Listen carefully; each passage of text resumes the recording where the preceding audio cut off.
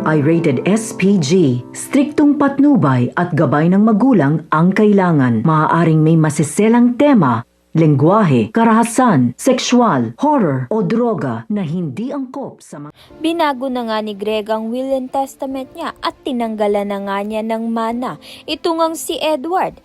Ang akala nga ni Regina dahil inalisan nga ni Greg ng mana itong si Edward dahil hindi nga ito pumayag na mag-donate nga itong si Ashley kay Jasmine. Subalit may mas malalim pa ngang rason.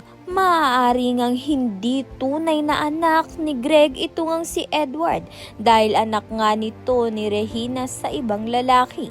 Sa kabilang banda naman nga itatakas na nga ni Thea ito ngang si Ashley nang sa gayon nga ay hindi nga siya makapag-donate dito nga kay Jasmine. Subalit mahuhuli naman nga sila nito ni Edward at pipigilan nga silang makaalis. Subalit nagpatuloy pa rin nga itong si Thea. Sa kasamaang palad ay maaaksidente nga sila sa daan. Kaya naman nga't malalaman nga natin kung ano nga mangyayari pa sa kanila. Kaya naman nga't yan at iba pa ang dapat nating pakaabangan. Maraming salamat sa iyong panunood.